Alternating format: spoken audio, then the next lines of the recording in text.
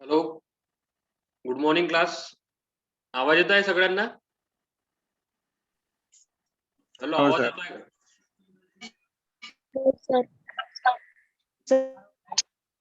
Yes sir, येत आहे. ठीक आहे. तर आपल्याला नवीन सेशन चालू करायचं आहे सेमिस्टर 2 मध्ये, unit 1, that is paleobotany. And in the paleobotany, today we will learn about the fossils. Fossils काय असतात आणि प्रोसेस ऑफ फॉसिलायझेशन, फॉसिल्स कसे तयार होतात आणि त्यांचे प्रकार, फॉसिल्सचे टाइप्स आपल्याला स्टडी करायचे. तर युनिट फर्स्ट मध्ये पॅलिओबॉटनी. तर पहिल्यांदा आपण बघू की पॅलिओबॉटनी म्हणजे काय. What is paleobotany? So paleobotany is the branch of botany, which deals with the study of plant life of geological past. It is the study of plant life of geological past. म्हणजे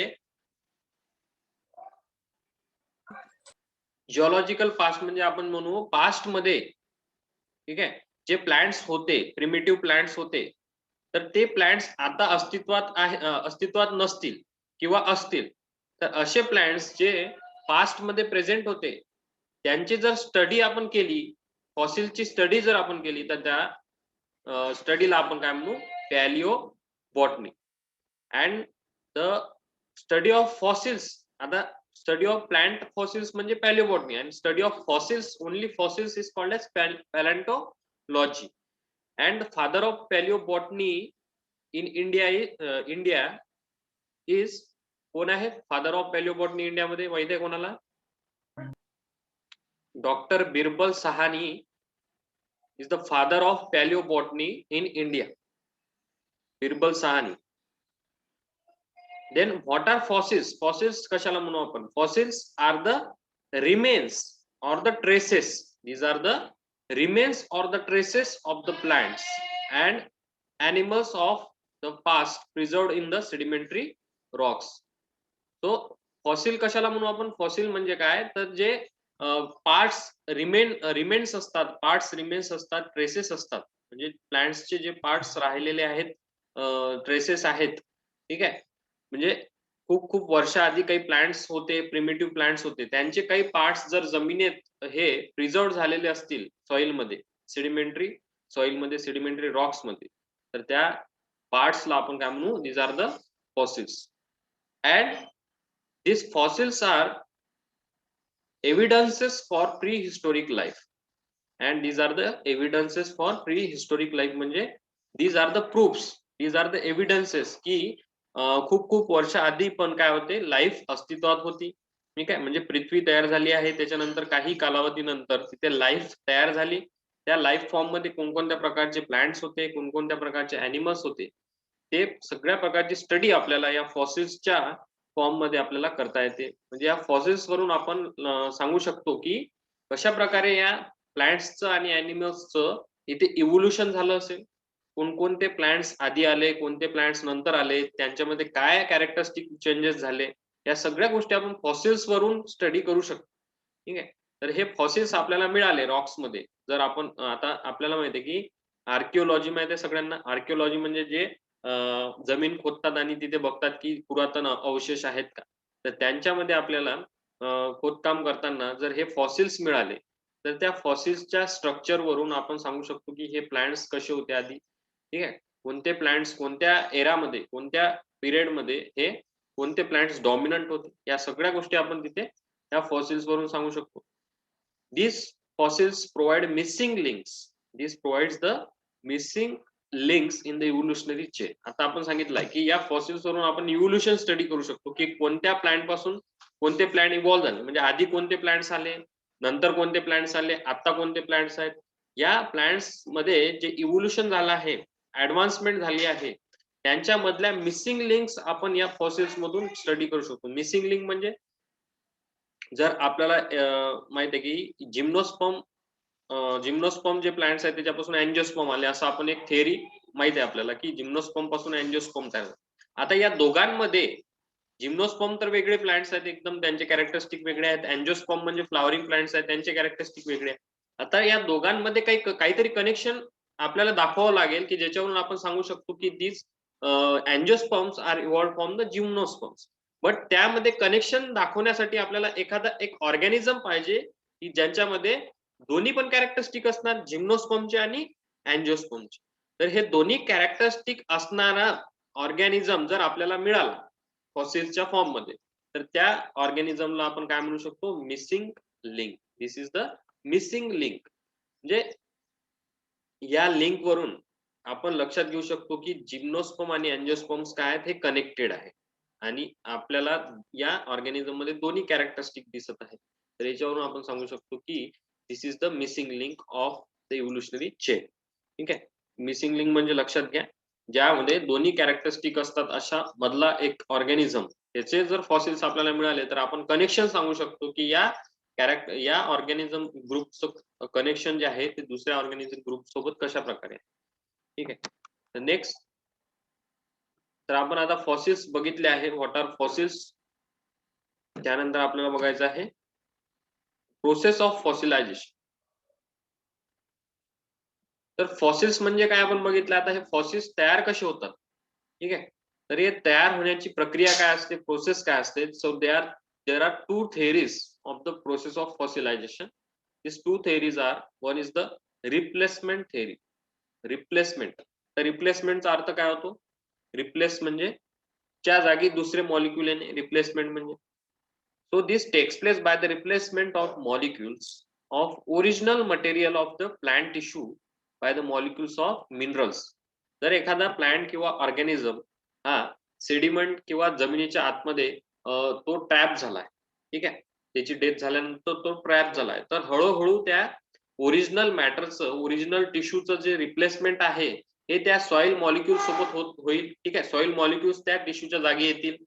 तर त्या थेअरीला काय म्हणतात, त्या fossil तयार होण्याच्या थेअरीला म्हणतात replacement theory. ठीक आहे. रिप्लेसमेंट होत आहे इथे, एक एक टिश्यूचं रिप्लेसमेंट होत आहे कशासोबत, मिनरल मॉलिक्यूल सोबत जे सॉइल्स मध्ये प्रेझेंट आहेत. त्यानंतर second theory is infiltration theory. What is infiltration theory. This is the takes place as a result of precipitation of minerals through cell wall.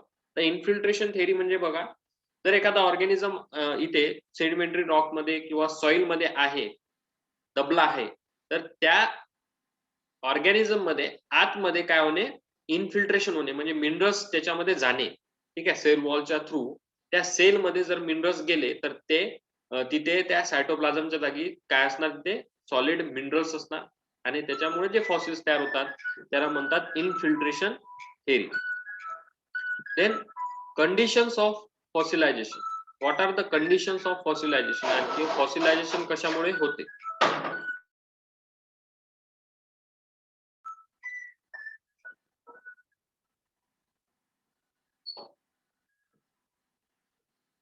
तो फॉसिलायझेशन का होते किंवा कशामुळे होते, व्हॉट आर द कंडिशन, आणि फॉसिलायझेशन होण्यासाठी काय कोणकोणत्या गोष्टी तिथे अवेलेबल पाहिजेत. ठीक आहे. तर पहिल्यांदा living organism must be buried alive or soon after the death. तर याच्यामध्ये कंडिशन काय आहे फॉसिल तयार होण्यामागे, की जो लिव्हिंग ऑर्गॅनिझम आहे तो जिवंत दबला गेला असेल एखाद्या सेडिमेंटरी रॉक मध्ये किंवा सॉइल मध्ये, जिवंत दबला गेला असेल, किंवा जशी त्याची डेथ झाली त्या डेथ नंतर जर तो दबला गेला असेल सेडिमेंटरी रॉक मध्ये किंवा सॉइल मध्ये, ठीक आहे, तेव्हाच काय होणार, फॉसिल तयार होणार. ठीक आहे. म्हणजे एखादा ऑर्गॅनिझम मेला आणि तो सडत आहे किंवा त्याचं डिके होत आहे आणि काही दिवसानंतर त्याच्यामुळे फॉसिल तयार होणार नाही. ठीक आहे. फॉसिल कधी तयार होतील, जेव्हा एखादा लिव्हिंग ऑर्गॅनिझम आहे तो इमिजिएटली एखाद्या सॉइल मुळे किंवा एखाद्या रॉक्स मुळे दबला तो, ठीक आहे, अर्थ मध्ये दबला, सॉइल मध्ये दबला, तर तेव्हा काय होणार, फॉसिलायझेशनची प्रक्रिया चालू होऊ शकते, ठीक आहे, फॉसिल तयार होऊ शकतात.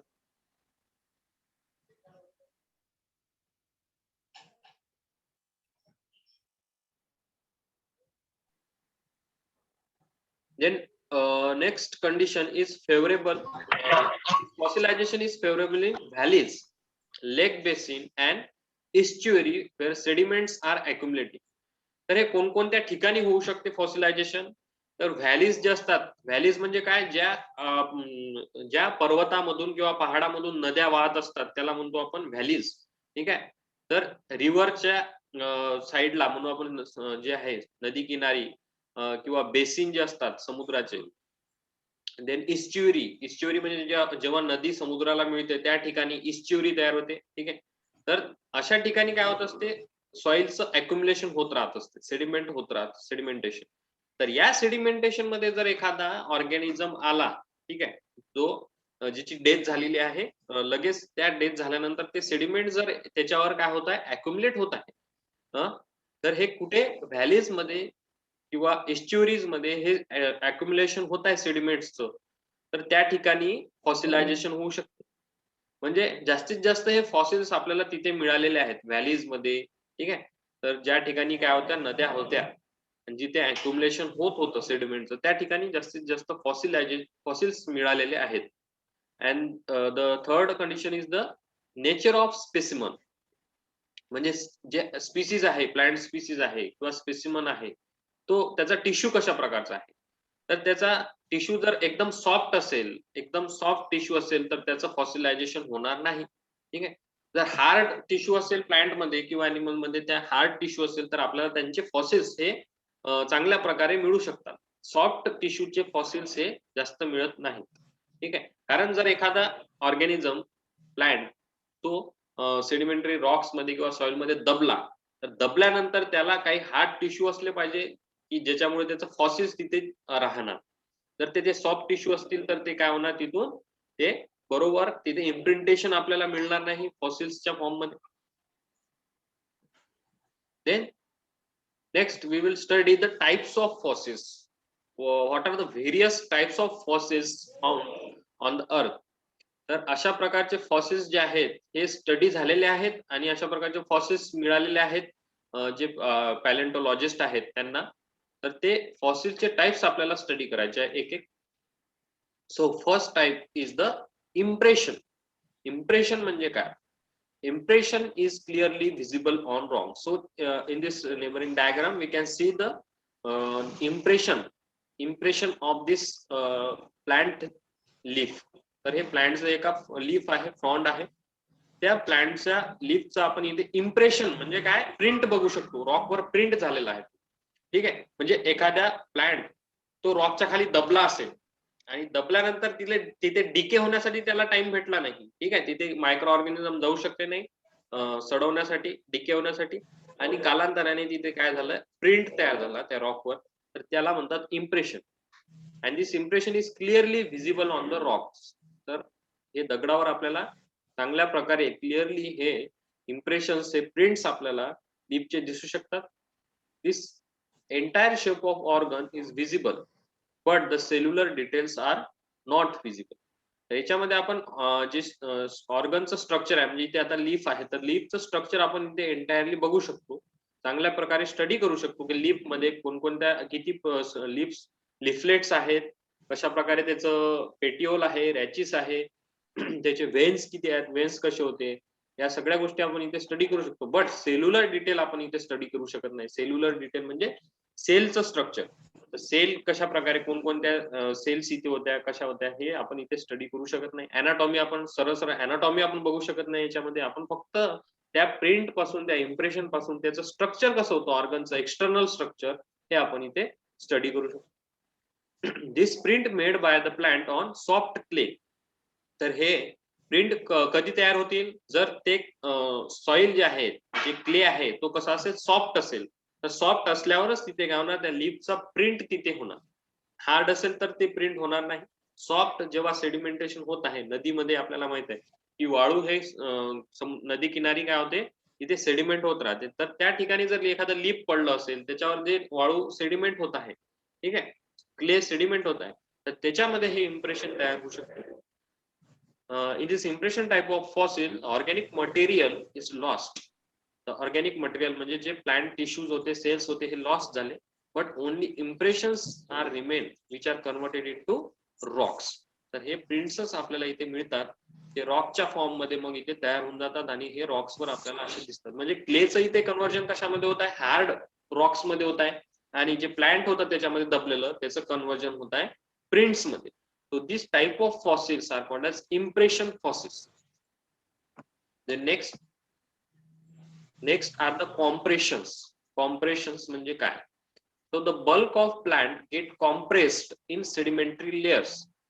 But by these layers, water squeezes out of the part of the organism and makes more compact. This cellular detail can be seen, and much of organic matter get preserved.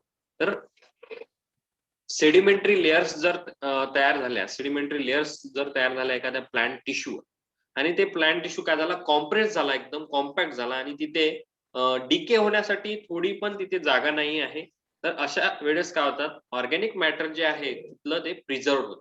आणि या organic matter preserve झाल्यामुळे आपल्याला तिथे cellular detail सुद्धा आपल्याला तिथे पाहायला मिळू शकतात. म्हणजे ऑर्गॅनिक मॅटर म्हणजे आतमध्ये जे सेल्स आहेत, टिश्यूज आहेत, हे जर प्रिझर्व झाले तिथे कॉम्प्रेशन मध्ये, तर जर आपण त्या कॉम्प्रेशनला बघितलं, त्याची स्टडी केली, तर आपल्याला तिथे सेल्युलर डिटेल्स सुद्धा मिळू शकतात. आणि म्हणून लक्षात घ्या, इम्प्रेशन मध्ये आपल्याला सेल्युलर डिटेल्स मिळत नाहीत, सेल्स आपण बघू शकत नाही, स्टडी करू शकत नाही प्लांट्सचे, but compression type of fossil मध्ये we can study the cellular details very well, because there is a preservation of organic matter. Then third type is petrifaction. What is petrifaction? Petrifaction is the fossil in which there is a preservation of both the external and internal structure. म्हणजे बाहेरचं जे structure आहे प्लांटचं, एखादं for example एखादं खोड आहे, त्या खोडाचं, त्या स्टेमचं आपल्याला एक्सटर्नल स्ट्रक्चर सुद्धा आपल्याला मिळत आहे, आणि इंटरनल स्ट्रक्चर म्हणजे आतमध्ये कोणते टिश्यूज आहेत, कशा प्रकारे तिथे कोण अनाटॉमी आहे स्टेमची, ते आपण स्टडी करू शकतो. अशा टाइपच्या फॉसिल्सला काय म्हणतात, पेट्रीफॅक्शन. आणि दिस पेट्रीफॅक्शन मध्ये काय होते, it includes the molecule two molecule replacement. म्हणजे एखादा प्लांटचं जे स्टेम आहे ते जर दबल्या गेलं, तर त्याच्यामध्ये मिनरल्स काय होतात, हे रिप्लेस होतात सेल सोबत, ठीक आहे. आणि याच्यामुळे आपल्याला तिथे लेयर्स मिळतात आतमध्ये, आणि अशा प्रकारे आपण सांगू शकतो की इंटरनल स्ट्रक्चर कसं होतं, बाहेरचं स्ट्रक्चर कसं होतं. And this shows the detail structure, म्हणजे 3D स्ट्रक्चर, डिटेल स्ट्रक्चर आपल्याला इथे पाहायला मिळते petrifaction. These are the type of petrifaction. इथे बघू शकता तुम्ही, एखादं हे कोड आहे, एक प्रिमिटिव्ह प्लांट, म्हणजे खूप जुन्या काळातला हा प्लांट होता, आणि हा प्लांट सेडिमेंटरी रॉक्स मध्ये, पहाडामध्ये असं दबला गेला, आणि त्याच्यामध्ये आपल्याला पेट्रीफाईड, हा पेट्रीफाईड झाला. म्हणजे जे सेल्युलर स्ट्रक्चर आहे, जे सेल्स आहेत, ऑर्गॅनिक टिश्यूज आहेत, यांचं रिप्लेसमेंट झालं मिनरल्समुळे. मिनरल्सनी यांना रिप्लेस केलं, आणि अशा प्रकारे आपल्याला एक रॉकी स्टेम दिसत आहे. दिस इज द पेट्रीफॅक्शन. आणि याचं आपण बाहेरचं स्ट्रक्चर आपण स्टडी करू शकतो, आणि आतमधलं पण स्ट्रक्चर याचं आपण बेटर स्टडी करू शकतो. The next is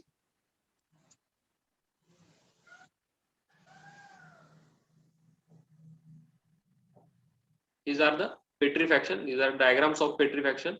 So in this diagram we can see, तर इथे जे खोड आहे, ते खोड जे आहे हे पूर्ण रॉक मध्ये कन्वर्ट झालेलं आहे. तर याच्यामध्ये आपण लेयर्स बघू शकतो, कशा प्रकारे हे वूड जे आहे हे वूड रॉक मध्ये कन्वर्ट झालेलं आहे.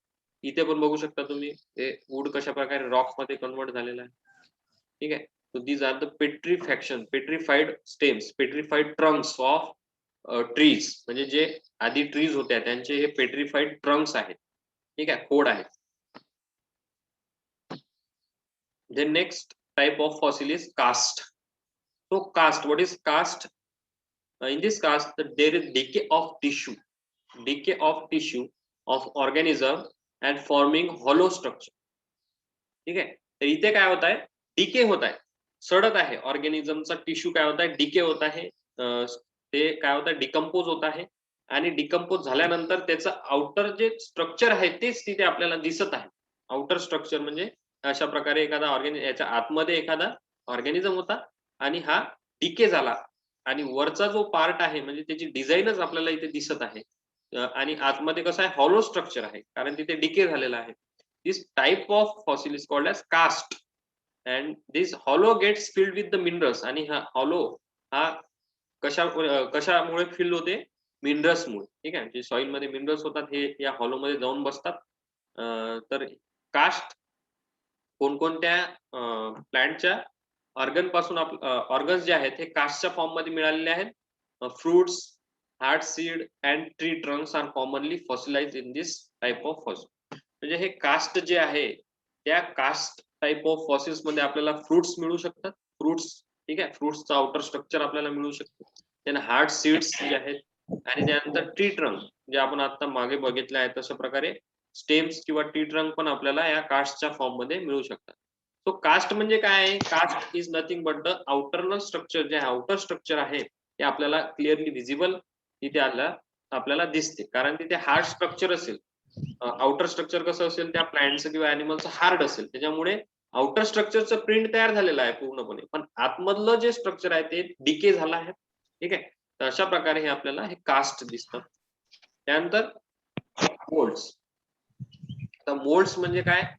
साचा माहित आहे सगळ्यांना, साचा. तर त्या साच्यामध्ये आपण एखादं समजा सॉफ्ट माती वगैरे टाकली तर ते साच्यामध्ये कशा प्रकारे एक आपल्याला तयार करता येते वस्तू, तशा प्रकारे साचा असतात.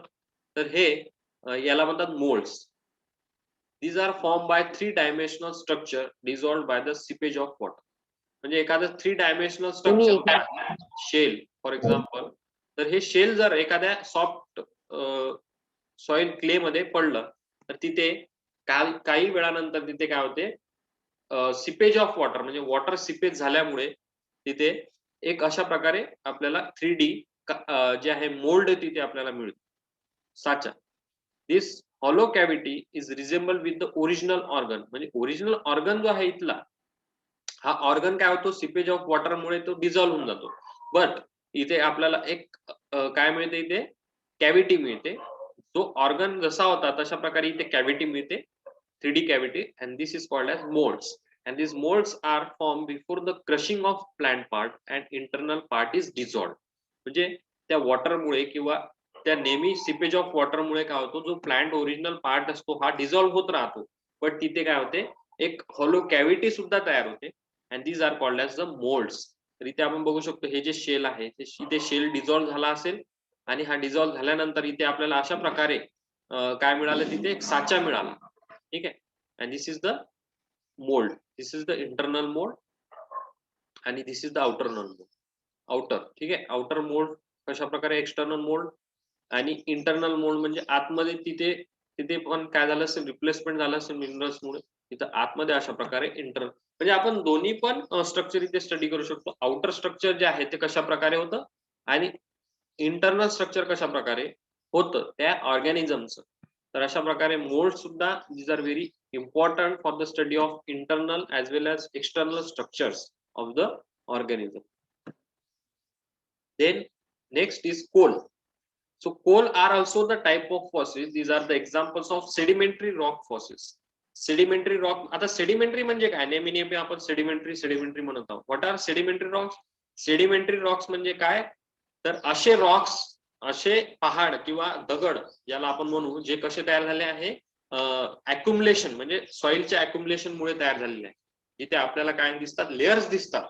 दिस लेयर्स जर आपल्याला दिसत असतील एखाद्या रॉक मध्ये तर these are the sedimentary rocks म्हणजे ते काय झाले आहे अक्युमुलेशन मुळे तयार झाले आहे सॉइलच्या accumulation. And coals are the example of sedimentary rock fossils and these represent the dense forest of earlier times. Coal म्हणजे काय असते? कोल म्हणजे nothing but the carbon store म्हणजे ज्यामध्ये जास्तीत जास्त कार्बन असतो. ठीक आहे, म्हणून आपल्याला हे ब्लॅक कलरचे दिसतात. कार्बन कधी जास्त तिथे काय होणार तयार होणार जेव्हा जास्तीत जास्त तिथे ट्रीज असणार. तर ट्रीज म्हणजे फॉरेस्ट असणार एखादं जंगल असणार.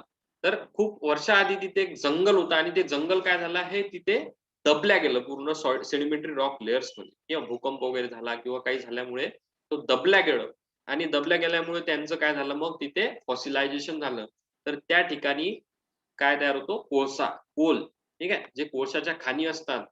ठीक आहे, त्या कोळशाच्या खाणी म्हणजे तिथे काय होतं, आधी खूप मोठं जंगल होतं, ते जंगल दबल्या गेलं आणि त्याच्यापासून ते फॉसिल्स तयार झाले. तर त्याला म्हणतात कोल्स. तर या कोल्स मध्ये पण आपल्याला स्टडी करता येईल फॉसिलचा. त्यानंतर अंबर. अंबर म्हणजे काय? Amber is the plant resin secreted by the coniferous trees. तर जे जिम्नोस्पर्म्स मध्ये येतात हे कोनिफरस ट्रीज. तर कोनिफरस ट्रीज जे असतात त्यांच्यामध्ये एक रेझिन सिक्रेट होतो त्यांच्या खोडावर. जसं आता आपल्याला माहिती आहे की बाकीचे प्लांट्स अँजिओस्पर्म मध्ये बाबूळ माहिती आहे, तर बाबूळ मधून किंवा एखाद्या प्लांट मधून जे खोडावर सिक्रेट होते डिंक. ठीक आहे, तर डिंक म्हणजे काय, these are the secondary metabolite, these are the secretions. तर अशाच प्रकारे सिक्रिशन्स असतात कोनिफेरस प्लांट्स मध्ये, त्यांना म्हणतात रेझिन्स. आणि हे रेझिन्स काय होतात, तिथे चिकट असतात, सिक्रिट होत राहतात. आणि या रेझिन मध्ये जर एखादा स्पोअर, पोलन ग्रेन, ठीक आहे, किंवा एखादा इन्सेक्ट जो ट्रॅप झाला त्या चिकट पदार्थामध्ये, रेझिन मध्ये तो ट्रॅप झाला आहे, तर त्याचं डिकम्पोजिशन होणार नाही. ठीक आहे, वर्षानुवर्षे तो तसाच राहणार त्याच्यामध्ये ट्रॅप. आणि या प्रकारच्या त्या ट्रॅपिंगला पण सुद्धा आपण काय म्हणू शकतो, रेझिन फॉसिल्स.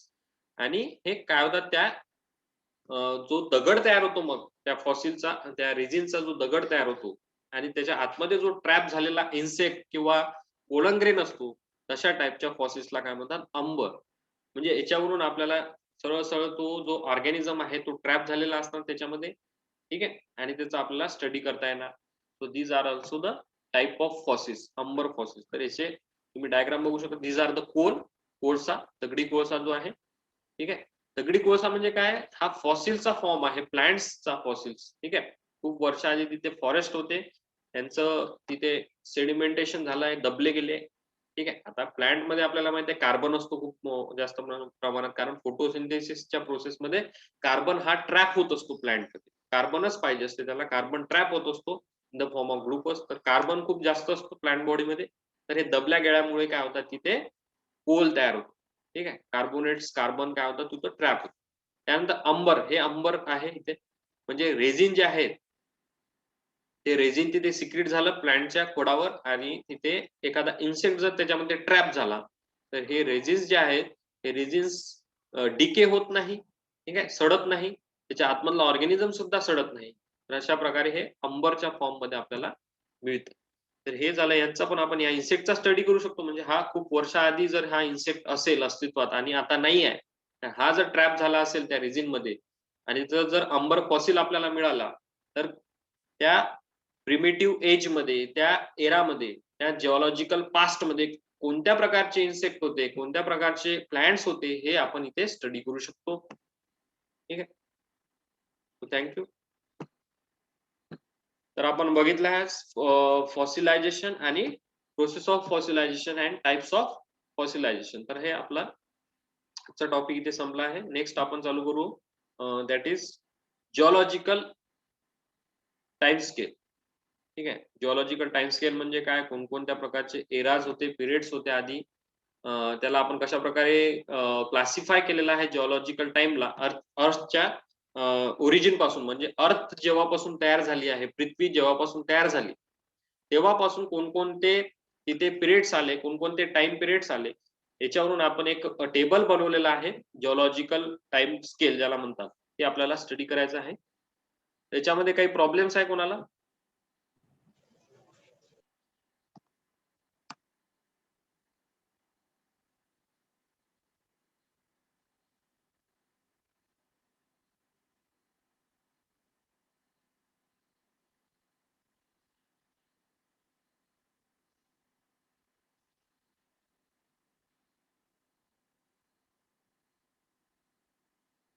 Okay, thank you. काही प्रॉब्लेम्स असतील तर विचारा.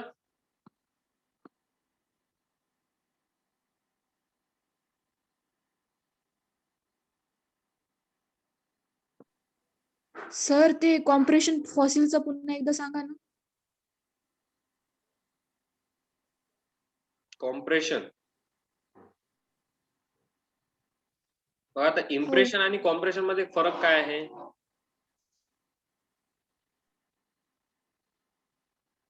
इम्प्रेशन म्हणजे काय? Impression means imprint.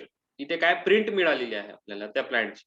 प्रिंट कशी मिळाली? तर त्या ऑर्गॅनिक मॅटर जे आहे, म्हणजे लीफ इथे होतं, तर त्या लीफचं काय झालंय, ऑर्गॅनिक जे मटेरियल होतं, टिश्यू किंवा सेल, हा डिके झाला आणि एक्सटर्नल प्रिंटच आपल्याला तिथे मिळालेली आहे. And this type of fossil is the impression fossil. तर कॉम्प्रेशन मध्ये काय? कॉम्प्रेशन मध्ये जे आहे त्याला डिके होण्यासाठी जागा मिळाली नाही. जास्तीत जास्त जे आहे कॉम्पॅक्टनेस तिथे आहे. ठीक आहे.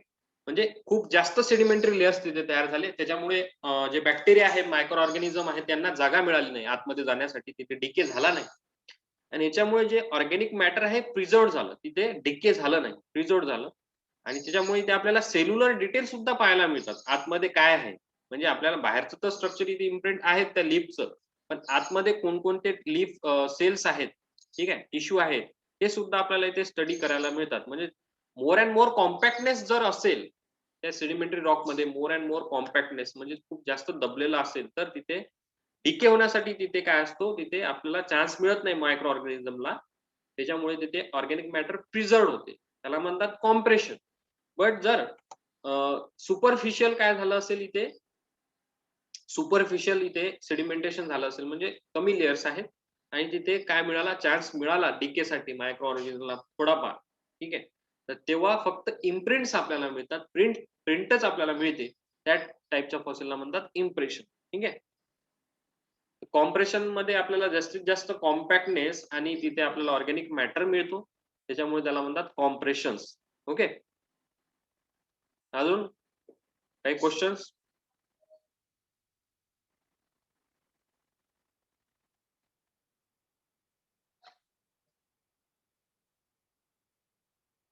ठीक आहे, थँक्यू.